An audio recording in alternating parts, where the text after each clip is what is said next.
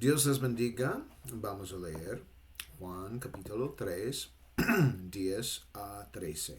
Hablando de cosas celestiales. Jesús respondió y le dijo, ¿eres tú maestro de Israel y no sabes estas cosas? En verdad te digo, hablamos de lo que sabemos y damos testimonio de lo que hemos visto. Y nosotros no recibís nuestro testimonio. Si os he hablado de cosas terrenales y no creéis, ¿cómo creeréis si os hablo de cosas celestiales? Y nadie he subido al cielo sino el que descendió del cielo, el Hijo del Hombre que está en el cielo. Otra vez vamos a leer versículo 10 que dice, Jesús respondió y le dijo, ¿eres tú maestro de Israel y no sabes estas cosas? Cabría esperar que un maestro en Israel, es decir, un instructor en Jerusalén y además miembro del Sanedrín, conociera casi todo lo concerniente a la relación con Dios. Sin embargo, Jesús se refería en realidad a la diferencia en cuanto a cómo nacer de nuevo en la era de la iglesia. Y esto era algo que Nicodemo y probablemente todos los demás, incluidos los propios discípulos de Jesús, desconocía aún por completo, pues tal vez no les había sido revelado espiritualmente de modo que pudieran recibirlo realmente. Hasta que llegó el día de Pentecostés y escucharon la predicación de Pedro. Es posible que el propio Nicodemo hubiera estado presente aquel día de Pentecostés, figurando entre aquellos que recibieron el don del Espíritu Santo. Aunque por supuesto esto es incierto. No obstante, la enseñanza que Jesús impartió a Nicodemo resultó sumamente esclarecedora para éste. Y lo fue también para los discípulos de Jesús, e incluso para todo aquel que lee las Escrituras en Juan 3, 2 a 21, pasaje que relata la conversación entre Nicodemo y Jesús. Es probable que Juan tuviera conocimiento de estos hechos bien porque estuvo presente en aquel encuentro, bien porque Jesús se los relató posteriormente, quizá a él y al resto de los discípulos o incluso después de su resurrección. A decir verdad, son muchos quienes, incluso en la actualidad, pueden ser eruditos bíblicos, pero aún así desconocer ciertos aspectos espirituales, pues a medida que los tiempos cambian y Dios transforma el orden de las cosas, es posible que tales verdades no hayan sido reveladas todavía. Asimismo, es posible que dichos eruditos bíblicos, incluso hoy en día, ignoren por completo el concepto de nuevo nacimiento o incluso la revelación de Jesús como el Padre. Esto se debe a que siguen aferrándose a elementos tradicionales o a creencias tradicionales de origen humano en lo que respecta a la divinidad. En cualquier caso, resulta indispensable que ellos mismos cultiven esa relación personal con Dios para que puedan discernir ciertos aspectos de la divinidad, así como la realidad del Nuevo Testamento, de los cuales la mayor parte del cristianismo ni siquiera tiene conciencia, dado que no han sido enseñados, ni siquiera por los propios eruditos bíblicos. Por consiguiente, incluso durante el juicio, Jesús podría dirigir las mismas palabras a aquellos que, durante la era de la Iglesia, fueron considerados como eruditos bíblicos.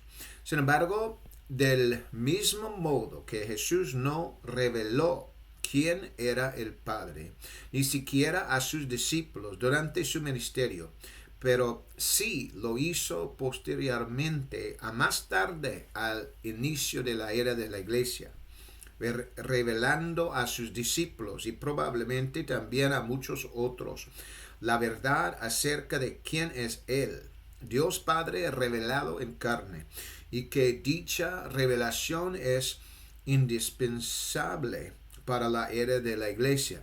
Así también la revelación del verdadero nacimiento del Espíritu y del nacimiento de agua podría no haber sido revelada ni siquiera a muchos eruditos bíblicos de la actualidad, a pesar de tener las escrituras antes de sus ojos. Es decir, sus ojos pueden estar parcialmente ciegos, pero ciegos precisamente ante aquellas áreas de mayor necesidad respecto al nacimiento espiritual y a la identidad de Jesús.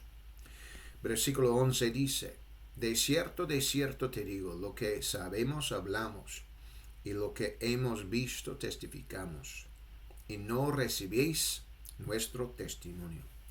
Es posible que Jesús no se estuviera dirigiendo únicamente a Nicodemo. De hecho, al afirmar lo que sabemos hablamos, empleó el pronombre nosotros en plural.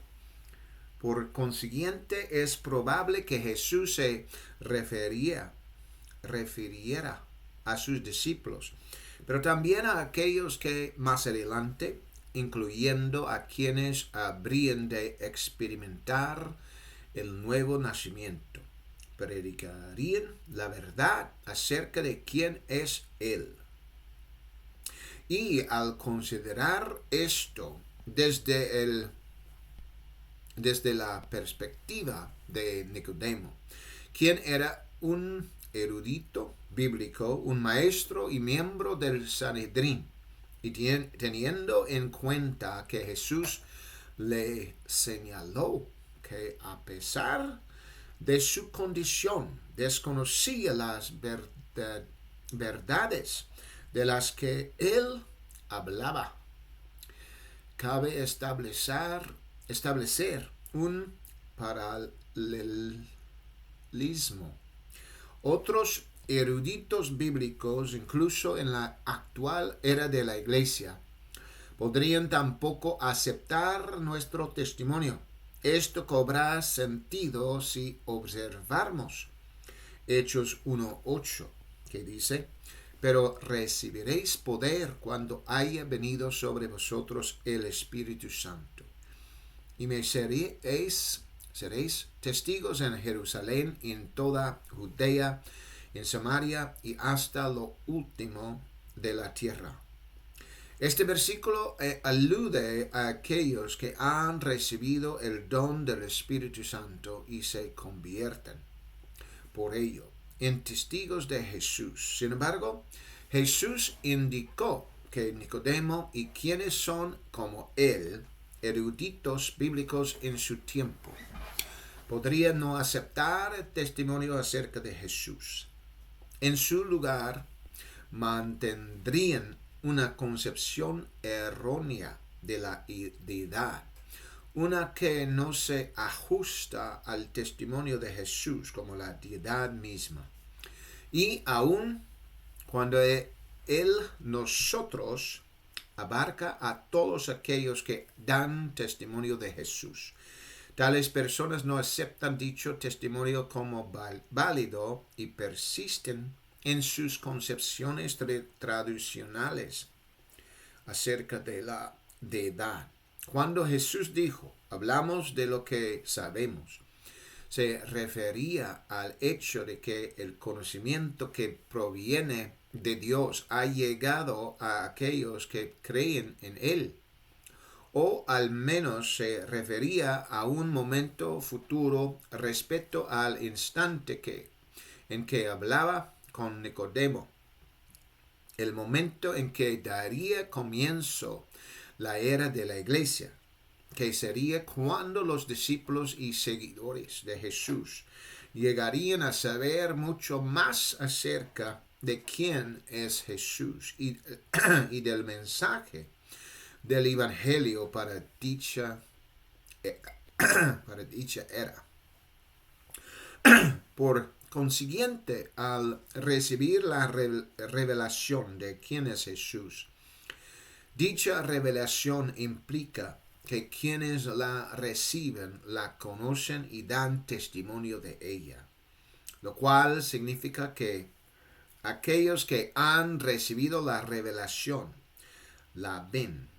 Tras verla, dan testimonio de quién es Jesús. Sin embargo, esto puede parecer sumamente insensato, quizás a otros eruditos bíblicos que han asimilado tantas enseñanzas tradicionales en sus mentes que son incapaces de ver la verdad, a pesar de que no dejan de aprender constantemente. Versículo 12 dice, si os he hablado de cosas terrenales y no creéis, ¿cómo creeréis si os he hablado de cosas celestiales? El tema que Jesús planteó aquí es la distinción entre lo terrenal y lo celestial.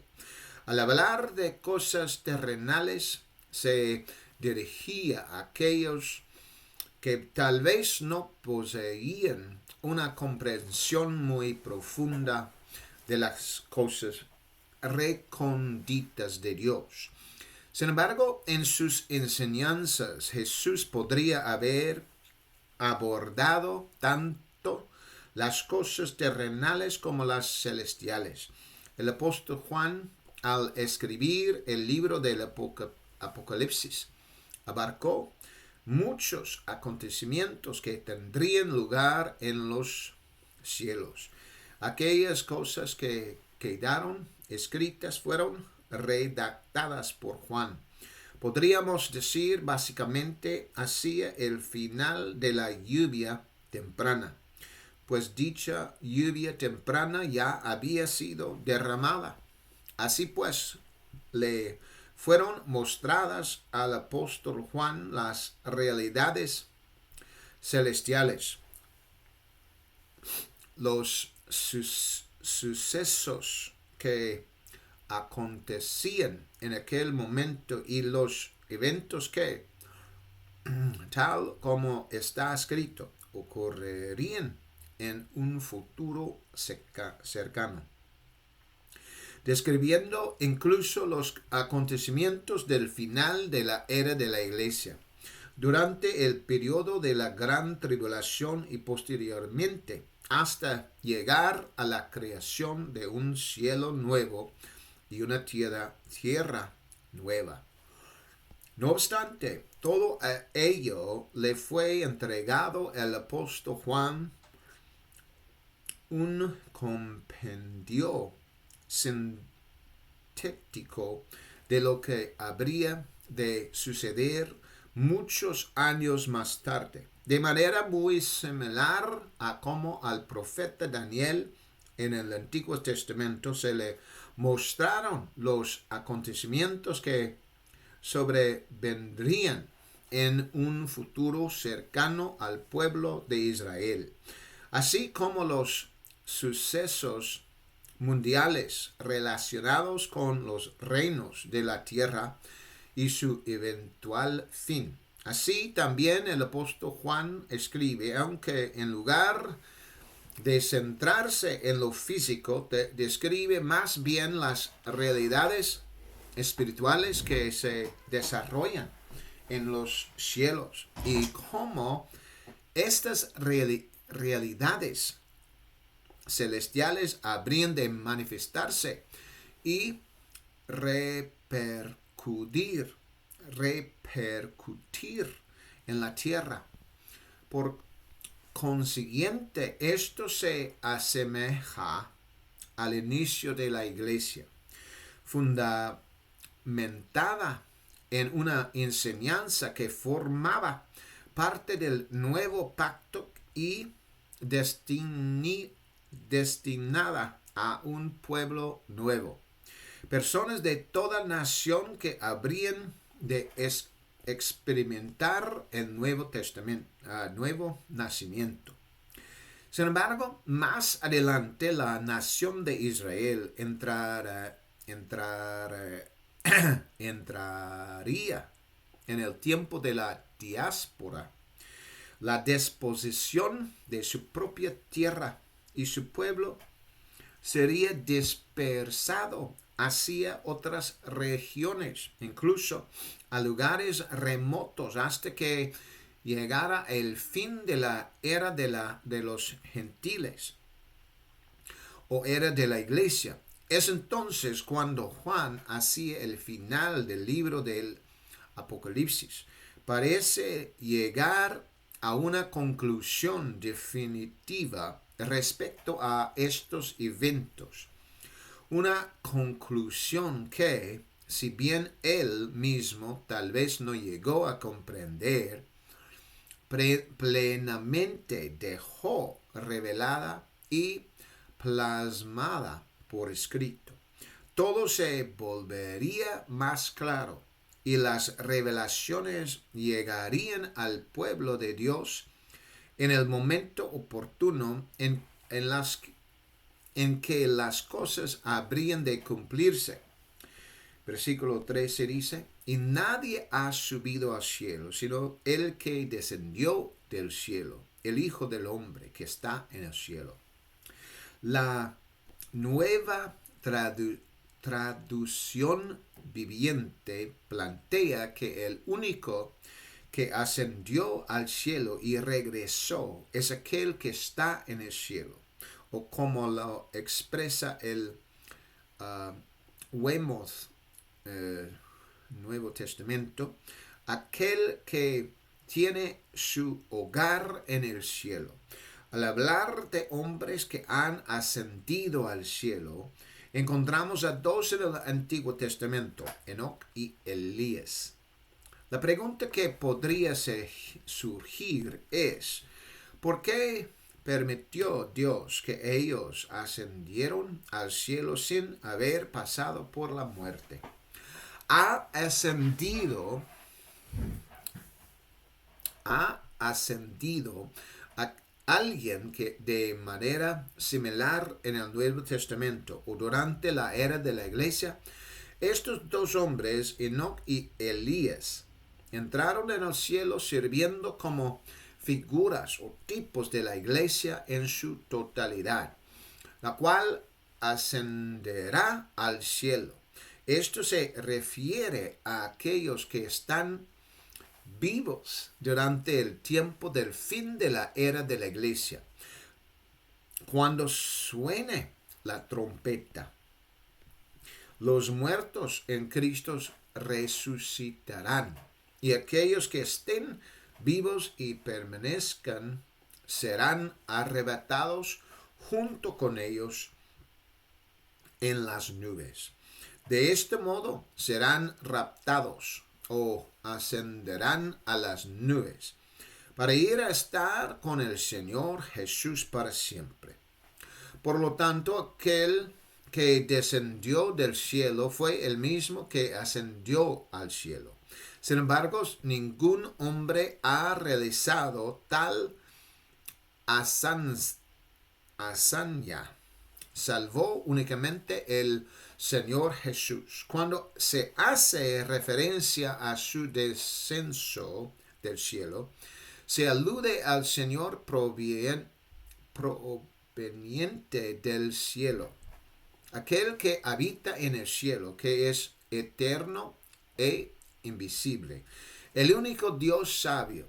El hecho de que Él habitará en la carne y viviera una vida entre los hombres se asemeja a la necesidad de descender del cielo para morar en medio de la humanidad. Dios es un solo ser, y cuando se hace referencia al Hijo del Hombre, se alude a Dios revelado en la carne.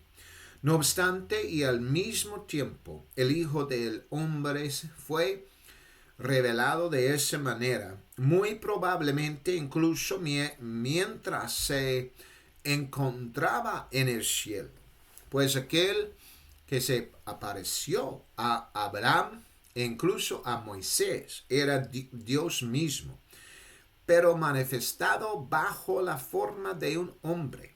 En Éxodo 24, 9 a 11 dice: Entonces subieron Moisés y Aarón, Nadab y Abiú, y 70 de los ancianos de Israel, y vieron al Dios de Israel, y había debajo de sus pies como un embaldosado de piedra de zafiro, y como el mismo cielo en su pureza. Y no puso su mano sobre los nobles de los hijos de Israel. Y vieron a Dios, y comieron y bebieron.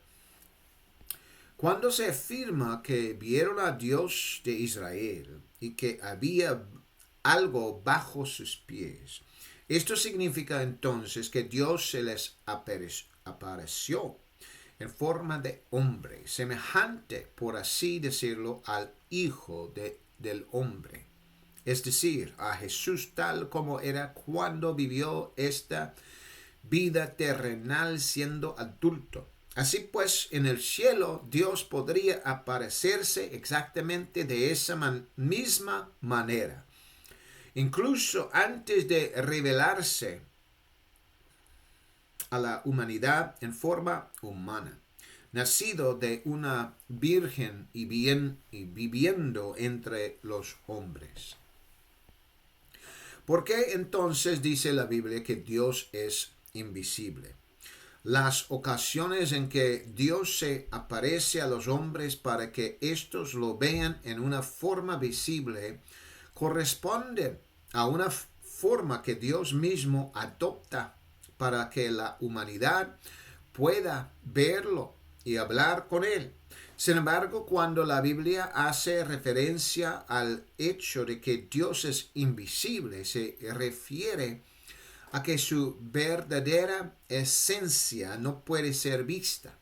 No obstante, cuando Él se aparece como hombre, no existe limitación alguna para Él, pues es el Dios Todopoderoso. Sin embargo, cuando Dios eligió venir a esta vida como hombre, en carne y hueso, naciendo de una virgen, sí, asumió limitaciones, las mismas limitaciones que tiene todo ser humano, tales como estar en un solo lugar a la vez, tener que comer y beber para subsistir, ser obediente a su madre y su padre adoptivo y demás. No obstante, cuando se apareció como hombre ante Abraham o Moisés, no tenía en aquel momento una madre, pues Dios simplemente se crea a sí mismo, o se hace aparecer ante ellos bajo la forma de un hombre. Y la terminología utilizada para referirse a él en dicha forma es teofanía. Una teofanía es una representación visible de una deidad. Para el cielo, el único Dios que existe es Dios mismo. Nadie más es una deidad. El cielo solo reconoce a un Dios y solo sirve a ese único Dios. El creador del universo, de los ángeles, de la humanidad y de todo cuanto vive, se mueve y tiene su ser en la tierra, en las aguas y en el aire, incluyendo las aves. Sin embargo, en la tierra la humanidad puede llegar a creer en otros dioses e incluso fabricarse sus propios dioses, es decir, ídolos.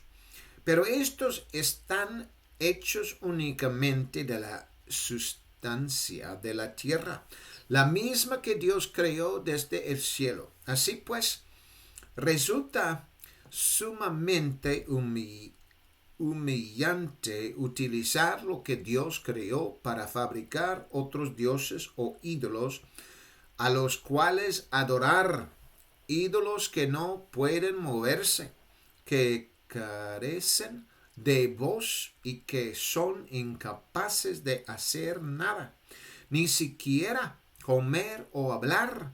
En el cielo, por el contrario, para aquellos que allí habitan, solo existe un Dios, el Dios del cielo, quien nos habla, nos ha creado e incluso ha venido a esta vida encarnado como hombre.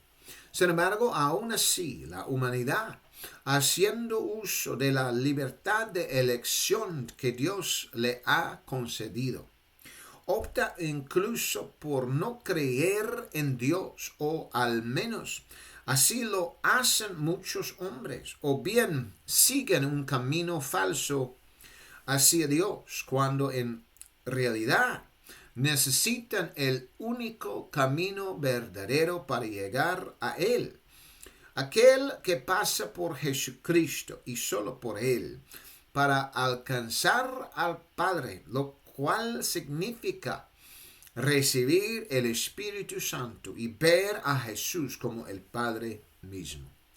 Por consiguiente, analicemos este versículo que Jesús pronunció en oración. Juan 17, 4 a 5. Yo te he glorificado en la tierra, he acabado la obra que me diste que hiciese. Ahora pues, Padre, glorifícame tú al lado tuyo, con aquella gloria que tuve contigo antes que el mundo fuese. Así pues, la creencia sostiene que el nombre de Jesús solo fue revelado cuando Él vino en forma humana, nació y le fue impuesto dicho nombre. Sin embargo, ese nombre en su plenitud no fue revelado completamente en cuanto a quien pertenecía de manera pública, sino hasta el día de Pentecostés, cuando comenzó la iglesia, es decir, Jesús es el Padre de gloria. Pero Él fue revelado en la carne. Luego, después de haber resucitado y ascendido al cielo, Él recibiría esa misma gloria derivada del hecho de que Él era, en efecto, el Padre. Y la revelación de que Él era el Padre sería manifestada a sus creyentes, aquellos que habían recibido el don del Espíritu Santo. Esto puede observarse en los siguientes versículos, Juan 16, 25, que dice: estas cosas os he hablado en proverbios, pero viene la hora cuando ya no os hablaré en proverbios, sino que claramente os anunciaré acerca del Padre. La idea es que Jesús se mostrará a sí mismo claramente como el Padre. Una cosa es hablarle a la gente y otra muy distinta es mostrarles quién es el Padre. Cuando se predica la unidad de Dios en el nombre de Jesús, es decir, predicando el hecho de que Jesús es el único Dios del Antiguo Testamento, puede haber algunos que comprendan y reciben la revelación de que Jesús es el único Dios verdadero del Antiguo Testamento, revelado en la carne. Eso es lo que hace Jesús. A algunos les muestra claramente que Él es el Padre. Juan capítulo 14, 21 a 23 dice: el que tiene mis mandamientos y los guarda, ese es el que me ama. Y el que me ama será amado por mi Padre. Y yo le amaré y me manifestaré a él. Le dijo Judas, no el Iscariote: Señor, ¿cómo es que te manifestarás a nosotros y no al mundo? Respondió Jesús y le dijo: el que me ama, mi palabra guardará, y mi Padre le amará, y vendremos a él, y haremos morada con él. Judas no lograba comprender cómo Jesús podría manifestarse a ellos, pero no al mundo. En realidad se trataba de una revelación espiritual que tendría lugar, algo que no les sucedería a aquellos que están en el mundo, pero que sí se produciría en el interior de los verdaderos seguidores de Jesucristo. Por lo tanto, esta revelación del Padre es para la era de la Iglesia y tendría lugar en las personas de hoy. Sin embargo, para el tiempo anterior a la era de la Iglesia y durante el ministerio de Jesús, la revelación de que Jesús es el Hijo de Dios ya se había producido y había sido dada a algunos. No obstante, para la era de la Iglesia, la revelación es la de Jesús como el Padre. Cuando las personas reciben esta revelación, entonces ven a Dios, por así decirlo, o llegan a conocer a Dios. Como afirma el versículo 21, aquel que le ama será amado también por el Padre. Y luego declara que Jesús se manifestará a esa persona. Nótense que dice: yo le amaré y me manifestaré a él. Por lo tanto, justo allí se hace referencia al hecho de que Jesús se manifestará como el Padre. Pues en Juan 16, 25 se afirma que Él les mostraría claramente al Padre, y ese es Jesús, según Juan 14, 21. Apocalipsis 1, 7 a 8. He aquí que viene con las nubes, y todo ojo le verá, y los que le traspasaron, y todos los linajes de la tierra harán lamentación por causa de él. Sí, amén. Yo soy el Alfa y la Omega, el principio y el fin, dice el Señor, el que es y que era y que ha de venir, el Todopoderoso. En este versículo nos muestra que Jesús es el Todopoderoso, aquel que ha de venir. Aleluya. Por consiguiente, él fue transformado respecto a la forma en que se apareció a los hombres mientras estuvo en la tierra, incluso durante su ministerio, con un cuerpo terrenal, un cuerpo mortal. Sin embargo, fue glorificado y recibió su cuerpo glorificado, ojos como llama de fuego y demás atributos. Su manifestación ante los hijos de los hombres, es decir, ante su pueblo, consistió en revelar el hecho de que Él era Dios encarnado. Y esto se realizó a través de su glorificación. Así pues, se aparece de un modo distinto a como lo hizo cuando acudió ante los discípulos en el aposento, mostrándoles sus manos con las marcas de los clavos. A Juan le apareció sosteniendo 7 estrellas en su mano derecha. Y así es, Juan capítulo 3, 10 a 13. Aleluya, con el título Hablando de cosas celestiales. Que Dios les bendiga en esta hora. Amén y amén.